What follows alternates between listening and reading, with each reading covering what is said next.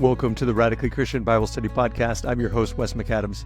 Here we have one goal: learn to love like Jesus. Today we are wrapping up our series on discipleship and disciple making by talking about singing and praise.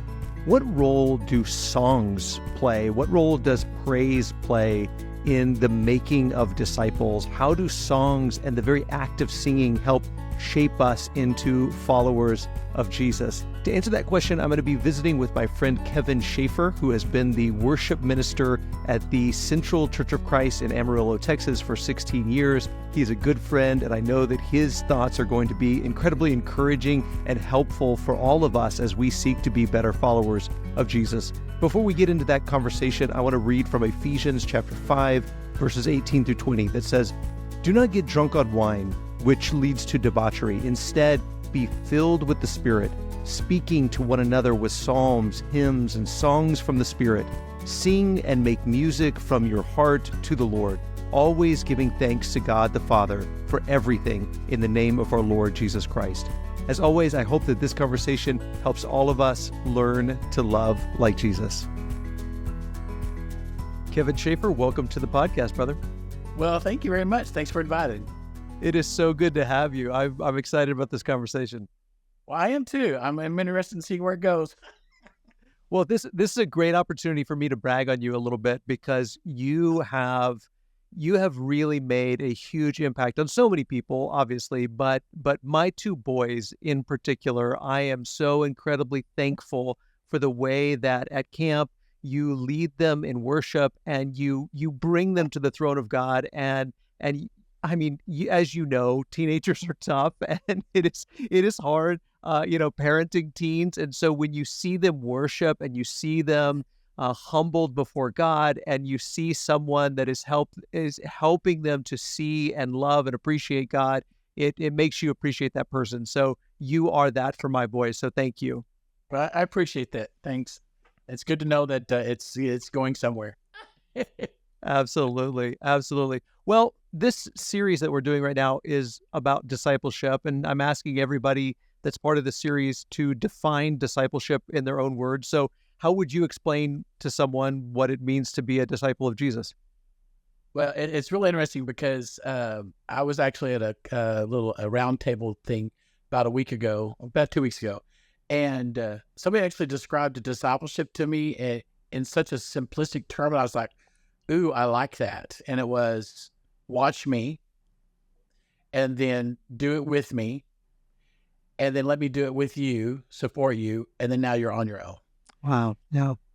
And it was just, and I was like, I had never heard it put quite so simply. I mean, I think I understood it, and I think that's, to watch Jesus, right? And to see how he did things, and then to know that and then you do them with him, right? I mean, that's kind of cool that to think about Christ as doing this with us. Now, I don't think we actually get to the point of doing it on our own. I think God's given us a support system there, but I just like that idea of just, how can I watch faithfully to see how Jesus did things? And then how can I faithfully do the same things? Yeah. So. Yeah, that's good. That's good. So I'd love for you to share a little bit with us about your own journey of discipleship. How has Jesus walked with you and discipled you? That seems like a long question. I think it's just putting people in your path, giving you experiences. I mean, yeah, I could start, when I was a child, we could do all that, but there's some more things I want to talk about, I think, but I think just God just put some key things in my life. That's what's really kind of cool. You can look back at, for example, when I went to choose the college that I wanted to go to, I chose it because the choir director that I had at the time went to that school. But I knew that they had a Bible chair there. And so I knew that I had support there. And just the mentoring that I had, a gentleman named Bob Shepard, he had probably one of the longest college ministers probably out there. I mean, and I was right in his heyday, I guess you could say. Still love him. He still works with kids, but to be able to watch him, Vance Crowe, who was the camp director of Blue Haven, kind of got into my life, and learning from him, and seeing how he lived his life, and just kind of being observant, that way, and just kind of allowing God to move and to direct. And so that's kind of a real brief way, Yeah. I mean, I love going back to your definition of discipleship. I love the way that we follow others as we see them follow Jesus. And so we're able to watch them and see how do they do life and how do they deal with various things that they have to deal with in their life. Right. And then we imitate them as they're imitating Jesus. And then we continue to do that for others, hopefully. Yeah, exactly. So let's talk a little bit about worship ministry specifically. How did you come to be involved in worship ministry, and how has that been part of your journey? I've always just kind of, music has always been my thing. My dad was a musician. My grandmother played piano. She was a musician, but just because I was just always involved in music. But I remember from a young age just singing in church, and sitting next to different people, learning different parts, as my voice changed a little bit, didn't change too much. But also just that was where I found my place, I mean, I was leading songs in church from a young age, and learning. And at that point, I just really felt it was song leading, it was the quickly figure out which of your favorite songs, you need the 2 songs from this, then you need a song before communion, the song, I had the formula kind of thing. And then when I went to college, still involved in music. In fact, I majored in music. I loved it so much. I was going to be a music teacher. I was going to be in the education system. But I had the opportunity to just to learn a little bit more about worship. Actually, the church that I was at, I was one of several song leaders. And they decided to bring in a guy to talk about worship a little bit. And it just, I don't know, really changed my thought process of how I approach worship, and his name was Tom Chapin, if I remember correctly. And he did a lot of singing schools and stuff. But he just talked about how worship, how you shape worship imitates a little bit of the temple, the shape of the temple. You have the outer courts where everybody gathers, they're talking, and they're like, and how you doing? And then you get into the next court, gets a little bit more somber, and you get a little bit more focused. You kind of get, wipe off the dust of the day or the week, and then you start getting closer to the Holy of Holies. Then suddenly you're there in the Holy of Holies in the presence of God, and it's a process. I don't think you're just suddenly cast there. It's a process. And they said, then you walk back out and you walk back out into the world. And that just really was a huge impact on the way I saw how's the Sunday morning look? How does worship look? How do we start to get the day out of our, all the events from the week out of our head, and start kind of gathering ourselves into I don't want to say we're calling on the presence of God. His presence is already there. How do I peel away what's going on in my life so that I'm more aware of his presence in worship? And so that, I don't know, that's just kind of the way I've always done that. And so being involved in worship church, and then I got involved with the AC Cappella ministries, and just through music and how music shaped people, how it influenced people, how people connected with it. And so after I got out of a cappella, I wanted to lead worship. That's where I wanted to be. Ended up back into education, teaching, and working with a couple of local churches at that time. And finally, the call to get back to actually full-time worship just became really strong, and God opened up a couple of opportunities. And so that's how I got involved in worship, at least here, and continue to be a part of it. So. Yeah. Well, I love how you even use the words shaped and influenced people, the way that music does that, the way that singing does that. And I knew that's how you would feel about it even before we talked about this. But I think that's so important, because I think I grew up thinking that singing was something we were supposed to do. We check that off the list because that's one of the 5 acts that we're supposed to do when we come together. But it was more of an act of just rote obedience where I know I'm supposed to do this and I might enjoy it, but I'm not even sure if I'm supposed to enjoy it, kind of a thing. But I never really stopped to think about how it is transformative and how it's supposed to be transformative. And as I've grown and thought about these things more, I've realized that, and I'm not the first person to say something like this, but we become like what we worship, and we're going to worship something. We're going to worship God, or we're going to worship an idol of some sort. And when we worship the things of this world, whatever that might be, we become like them. We become shaped in their image. But when we worship God, we are shaped in his image. So I would love for you to just talk about that wherever you want to go with that idea. How have you seen worship and praise and singing shape, transform, disciple people into the image of Jesus? Wow, that's a lot of stuff. When I saw that question, honestly, I couldn't help but think of my time with a cappella, and even going back to how I was shaped spiritually. I remember in high school, I really made a commitment to listening to Christian music, and so there were several groups that were out there that I would listen to. And just that's kind of was my main focus. People were like, what was your favorite groups when you were in school? Was it such and such? I was like, no, I was a kind of a church, I listened to Christian music, groups that probably people don't know of. Second chapter of Acts. It was still one of my favorite groups. I still go back and listen to them.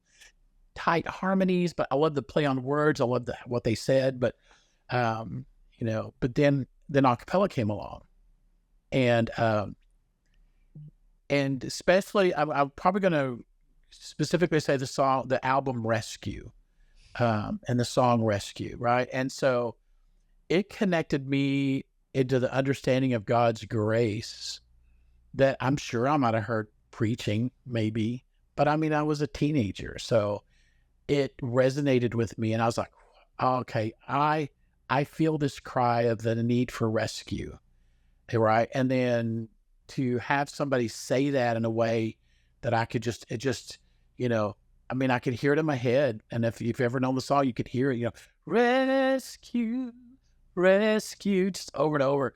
And just how powerful that was through music. And it just has continued through the years with the songs of a cappella, which, whether it is, learning scripture, now to him who is able to do immeasurably more, I only know that because of the song.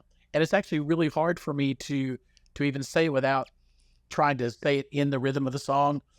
A while back, I was going to do this reading in front of the church, and come let us sing with joy to the Lord. Let us shout aloud to the rock of our salvation.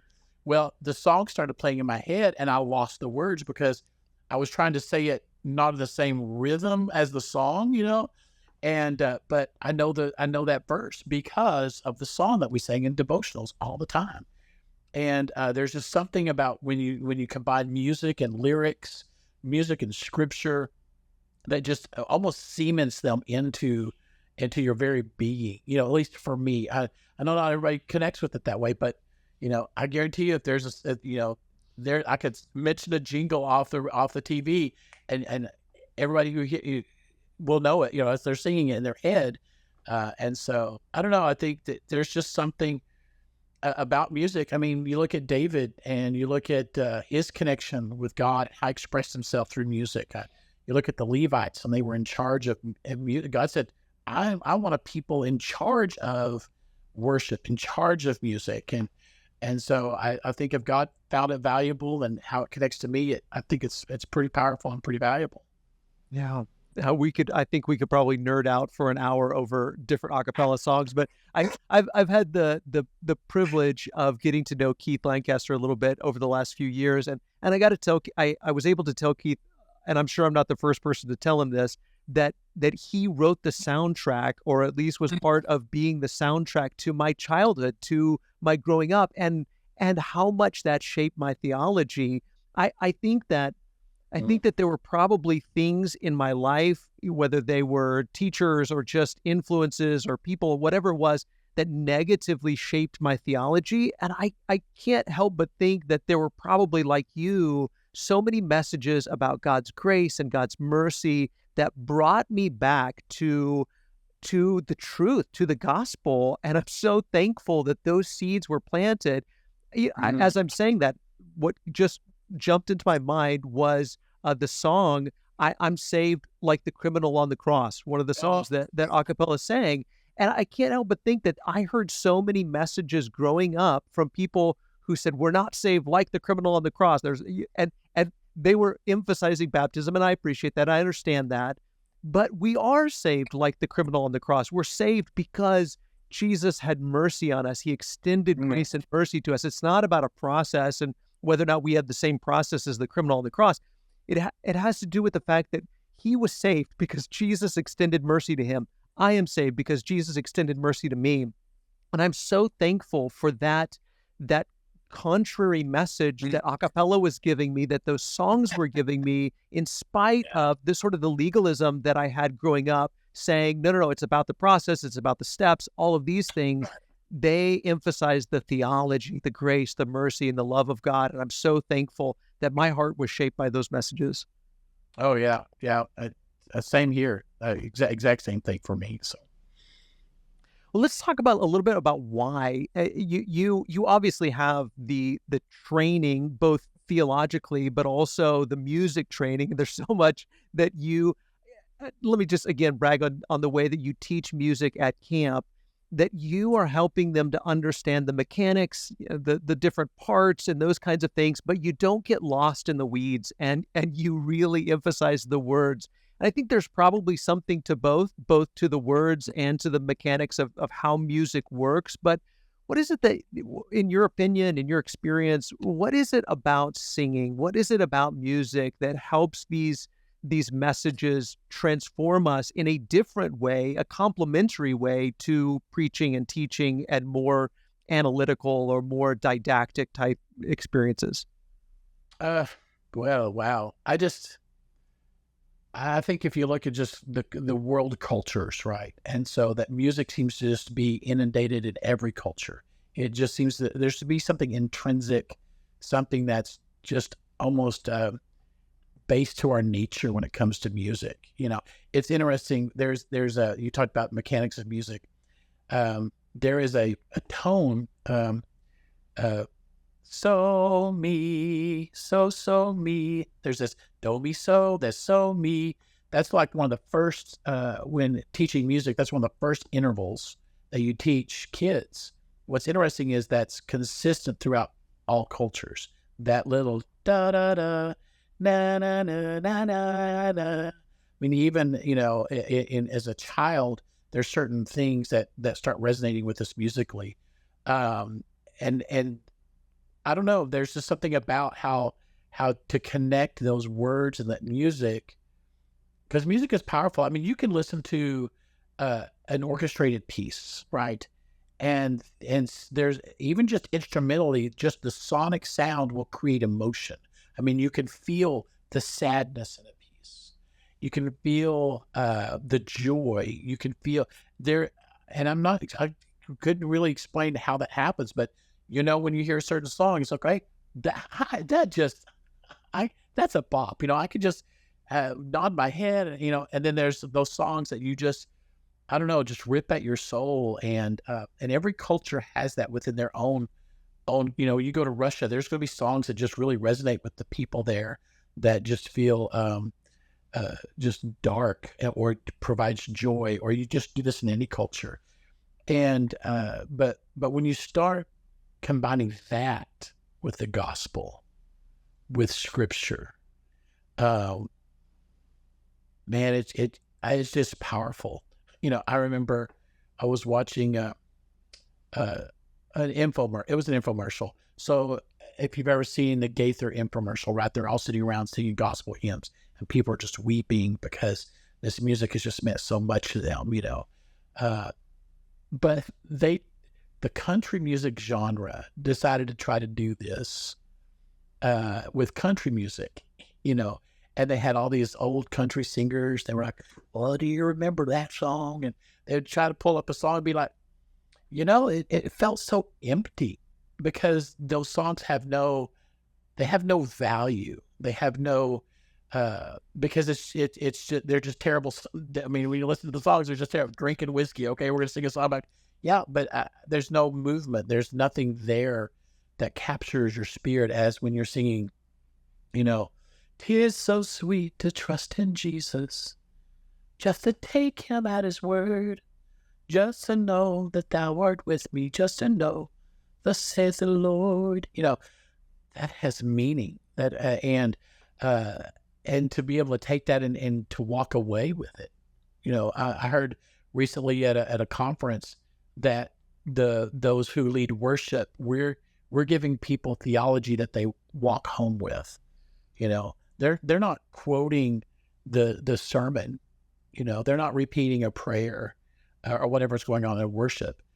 They're singing a song. I can't tell you how many times people go, that song has been in my head all week long. All my life and all my life you have been faithful. And it was it just comes up at the strangest moments. It's like, oh, and you just can't get it out of your head. Those earworms or whatever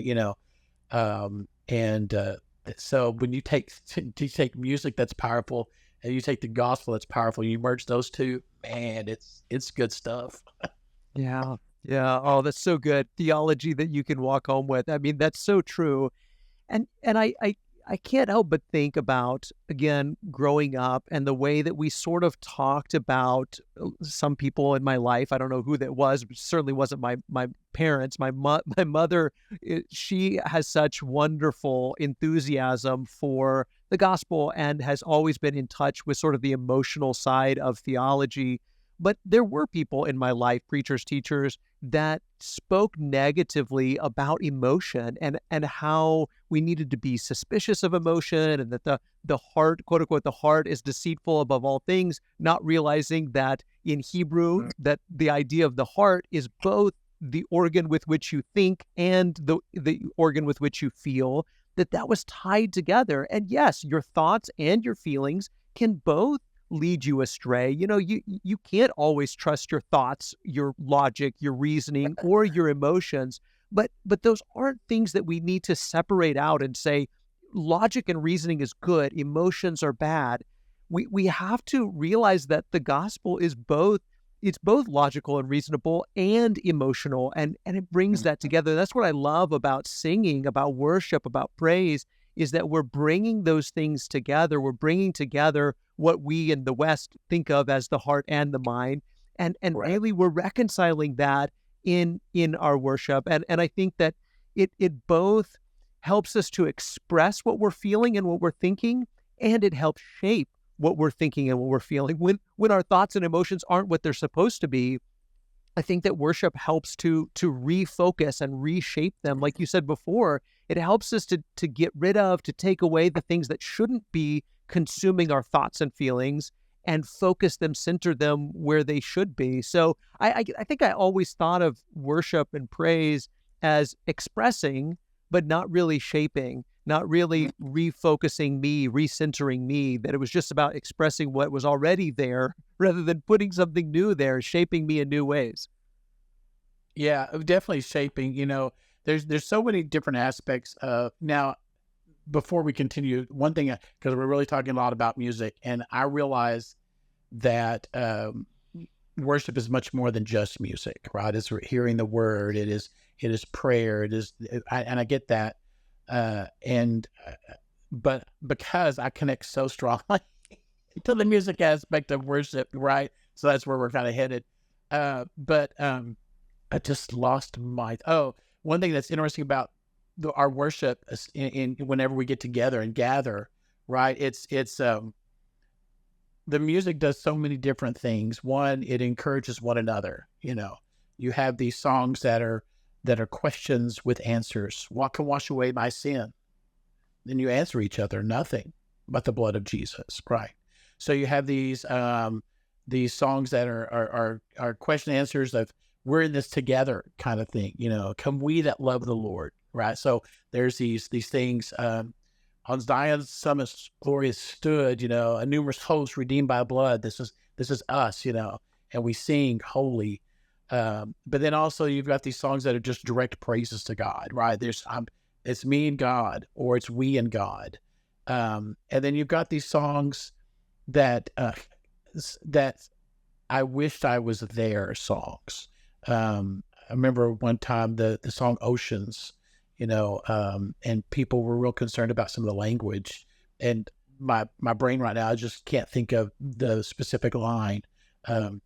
Lead me where my trust is without borders, so I can walk upon the waters. This idea that, and people are like, well, don't sing that unless you believe it or unless you want that to occur. And I was like, I'm not sure I'm there yet, but it's where I want to be. Right. So sometimes my singing is not because that's where I'm at. It's because where I want to be, and so that idea of transformation of, okay, what is this calling me to be or to do in this song or whatever I'm trying to do. So, because also to me, songs have been challenged a lot sometimes because we sing so much here at Central, where I lead. I mean, we're doing a lot of songs, and sometimes people say, well, we don't pray enough. And I'm like, what do you mean we don't pray enough? Have you not read the lyrics to this song? Because you're a good father. That's who you are. I mean, that's a prayer, right? I mean, it is. And so I actually heard somebody say recently that there was a monk, and I don't remember his name, but he said, singing is praying twice. And I thought that was interesting, and there was another phrase. Oh, I'm gonna mess it up because there was another phrase that I heard recently. Oh, singing is prayers set to music. Okay, so and it is true. I mean, I think when we talk about worship, I think what we've done is people a disservice on how to connect. You talked about it was just rote. And we've done a disservice on telling people, well, this is how you connect to music. Listen, stop looking at the words, put the song down. How many times can we sing Amazing Grace and we haven't memorized it yet? Okay, there's a problem, right? When we can't get all the words because maybe we haven't really connected to the song. It's a great song. I love the song, I love the message. Okay, what about verse 2? What about verse 3 of how well have you use this song to help shape you, kind of thing. So sorry, now I'm babbling. I apologize. No, that's good. I love all of that. That's so good. There's so many rabbit trails I'd like to go down. I love that idea about songs being what we might say aspirational, like we're aspiring to be that. And I don't know that I've ever really thought about that, Kevin. So thank you for that, because I think that I've fallen in that category of don't sing this unless you mean it, or don't sing it unless you're there. But in reality, we hopefully are singing it so that one day we will be there. We're singing it not just to express where we are, but where we want to be, the faith that we want to have. We're saying, I believe, help my unbelief, and asking God to help shape us that way. And so it's a beautiful way to think of it. And I think that it would be so good if we really embrace that mentality. You talked about a few different sort of categories of songs. I wonder, I often bring this up with song leaders, that I feel like we don't sing enough songs of lament, that so many of the Psalms are lament Psalms. And maybe it's because we live in a pretty protected and comfortable culture and we haven't really had to suffer. But I wonder if that hurts us theologically when we get into those moments of heartache and grief and sorrow, that we don't have the same type of experience of words that come to our mind and our heart then. There's a few, but we don't have those types of words to guide our hearts in those moments. If we're happy and we're rejoicing, there are lots of songs that come to our mind in those moments, but I feel like we have a lack of songs of lament. Have you thought much about that, or you have any thoughts on that? Well, I mean, I agree. I think we do have very few songs of lament. And I think part of that is because we're taught as children, don't complain. And I think lamenting feels like complaining, and it's not, right? Um, and it's also, I think, comes from a deeper relationship with God, that you feel that you can do that, right? That you can just finally just empty your soul, which is what lamenting is. And we don't teach that, man, you better pull your boots up by the straps. You better, you just tough it through. And I think that's come through with our music. And I also think it sometimes it's difficult, I think, in a corporate setting, right? You almost have to be you have to be very intentional if you're going to do something lament wise in a corporate setting, because you've got an X number of people at such different places, right? So you almost have to shape it. You almost have to say, we're going to be purposeful today because there are members of our congregation who are hurting, and we're going to lament with them, right? I've participated in a couple of times. The only way I can describe it is a rose ceremony, or where you, at the end of the year, everybody who's lost a loved one comes together and we mourn together, or we honor these names together, right? That's a very small, very specific, and that's easier to do in those settings.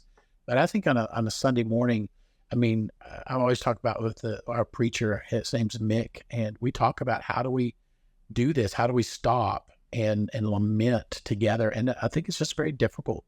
One, it's foreign to us. And two, there's the other side of lament, right? You lament, but then you recognize who God is, which brings you back into praise, right? Because you glorify who he's done and what he's done. So that trying to figure out how that rhythm looks, even in a corporate setting, I think it is tricky, but definitely worth exploring, and maybe even writing some new songs of lament. Okay, how do we do this? So, because I think there's only a few songs I even know of that are lament that way. Yeah. I love that idea. And I think that that's probably the case over the last 2,000 years, that hymnology has gone in cycles, and there have been ebbs and flows, and what has been emphasized has been good for the moment, and then at times there needs to be a little bit of a course correction, because wow, all of our songs seem to be about this, or all of our songs are in this vein, and sort of readjusting and going in another direction. I've heard stories about Sir Isaac Newton and Isaac Watts, and how Isaac Watts, even when he was a teenager, I think, started to write some new hymns because the focus needed to shift and change. And so we have those moments, I think, where we need to think together as the church and think, what do we need right now? What sort of hymns do we need? And I really appreciate that thinking. What would you say to Christians? What are some of the things maybe that are on your heart and mind, and have been throughout your ministry, what you wish Christians knew or understood about singing, about worship, about praise, that maybe you think just in general is a lack of understanding? What things would you share with most Christians? I think the first thing that came to mind was, you don't have to have talent or ability. That's not what it's about. I think sometimes, I love a cappella music with all my heart. I love 4-part singing. But I'm getting to the point in my worship ministry that I'd much rather have your heart. If you're like, I'm just concentrating way too hard to learn how to sing a part, don't. Sing it with heart. Dig into those words. Understand what you're singing every Sunday. The part can come later. That doesn't matter. And if you want to work on that, that's fine. That's great. But man, it's the heart of the matter. Know who you're worshiping, right? Get to understand what God has done for you, because it's out of our overflow of our understanding of his love for us that the praise happens, right? But again, I know people who cannot carry a tune in a bucket. it's just one note. But man, the fervor, which was they just let loose their praise, And I know a lady in our church, and she had something happen to her voice, and she can't sing. She can talk, but when she tries to sing, it just doesn't work. But when I can look at her every Sunday, and the joy that is on her face, right? And knowing that she's connecting with what's going on in worship. She is worshiping. I think that I would encourage people to sing with joy. Come, let us sing with joy to the Lord, right? There's so many people, worship seems so painful, and that breaks my heart. We're singing about the goodness of God, and it looks like you were just having a miserable day. And that's probably more so for people than I get to look at faces every Sunday, and I just want to walk up and going, first of all, I want to go, what's going on in your life that you're not connecting right now? Right? What's keeping you from engaging God? And is there something I can do to help you? Because something's going on. But also, is this something you've just learned? Like, this, I have to tolerate this until we get to hear the preaching, I don't know, really kind of figure out how can you connect to the singing. One thing Keith talks about, he said, in heaven, we're not going to hear preachers because we already heard the word. The word is going to be there. We're not going to need to pray because we're going to get to talk to God, and we're not going to take communion because we're going to be communing there all the time. One thing we are going to continue to do that's very obvious in Scripture is we're going to continue to sing, and so obviously it's fairly important. And I just wish people wouldn't be so afraid, even here at Central. How do we give each other permission to praise, and how do we stop? How do I praise this? I worry. And I think that people do this. I worry about what you think of me praising. And it's all in my own head. And then how can I release that? Psalm 51:15, one of my favorite verses, unseal my lips that my mouth may praise you. So I'm actually, when I think about people judging me for my praise, I'm actually judging them about what I think they think of me. And what if my connection with God was such that I didn't worry about what you thought, that I just let it go vocally, just let it loose, and just gave God all of it and said, okay, because you were so good, because you have done so much for me. There's a new song we've been singing, and there's a bridge section that says, come on, my soul, don't get shy on me, lift up your song. And it's like, I talk to myself sometimes, like, I've got to give myself permission just to let go. And even for me, that's hard, because and I don't know why it's so hard sometimes. And how do we unseal our lips that we just praise freely? Well, I think there's so much of that transfers to other areas of life, talking about singing and shaping us to be better disciples. I think that there's so much about spirituality that can be embarrassing for us. I don't know if that's true for everyone, but I know as a teenage boy, it especially spirituality was embarrassing. It was embarrassing to let people see me worship God or be devoted to Him. And so sometimes I pretend like I wasn't into it. I wasn't into the songs, and I wasn't into God, and I was too cool for that kind of thing. And that's one of the things I love about the way that you lead at camp, is that these kids that could potentially fall into that fear of what do other people think of me, you help them to surrender and turn themselves over to the Lord in song. And I think that transfers to other areas of our life where we can be courageous and surrendered to God, surrendered to the Lord, surrendered to the Spirit in other aspects and areas of our life when we allow ourselves to to the discipline. It really is a discipline, the discipline Yes. of not caring. I love what you said, not judging other people for how we think they might be judging us, and surrendering ourselves to the Lord. I think that carries over into other areas of our life. Correct. Yeah, I agree. I agree. Yeah. Well, there was something else I was going to say, and now I can't remember. I just can't tell you how much I appreciate the way that you help people to worship. And again, I think that this has so much application in other areas of our lives. I know now what I was going to say, that one of the things you brought up at camp, and I actually got onto your website, and it was by the Spirit, I think, that I just happened to catch one little moment of you leading there at Central, and what you were saying to them.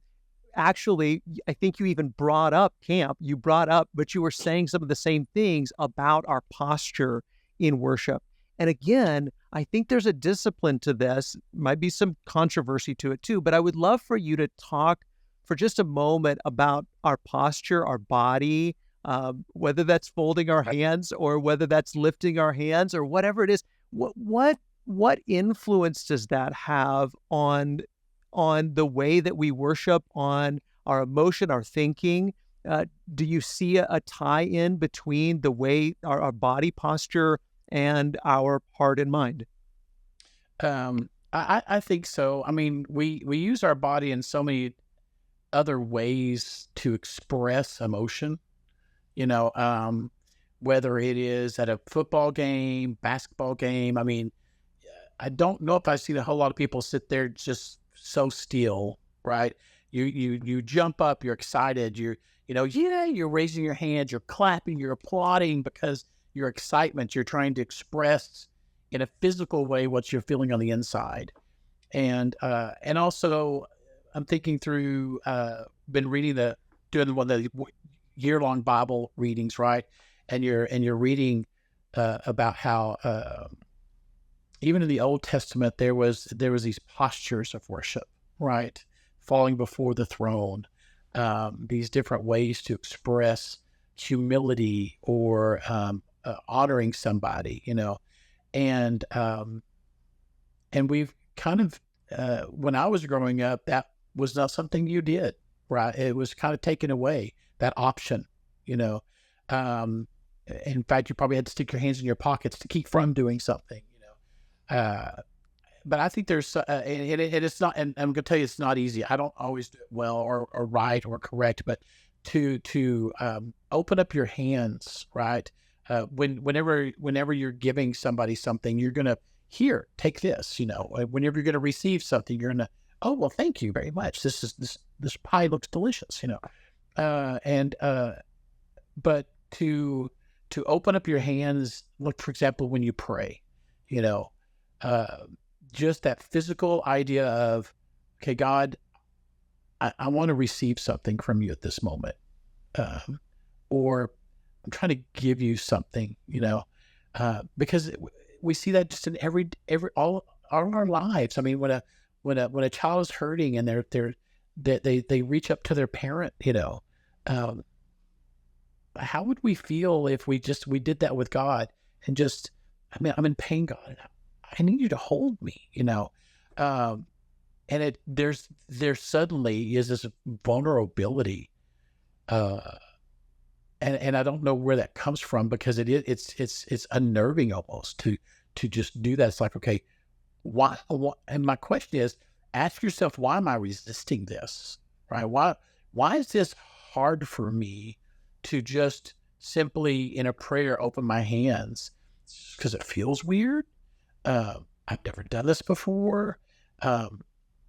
Or is there something deeper of, I'm not ready to give, I mean, those are, even just that posture is just hard and weird.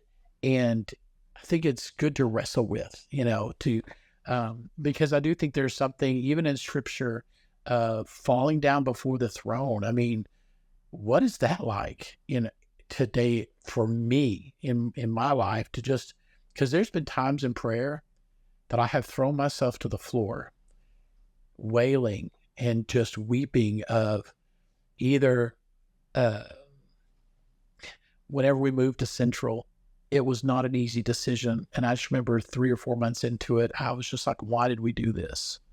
Because we had a good family, good school that I was teaching at, good things going on. And I suddenly felt that I would ripped my family from what they were familiar with to do something that I thought God was calling me to do. And I just remember just wailing in a closet, face down, and my body was broken. And I leaned into that, but then there was healing from that of, God, God doesn't always call you to easy things. And later on, there were some things that happened and God said, okay, now you understand why you're here, but I had to do that physical aspect of just giving that, or, so when there'll be some times where we're singing and it's just, you just can't help but just raise your hands and just, God, you've got this, go, God, go kind of thing. So I don't know. And again, in our worship, we haven't taught these things. We don't talk about them. Right. And I think that, that's because in our earlier heritage, we were reactional. And which is funny.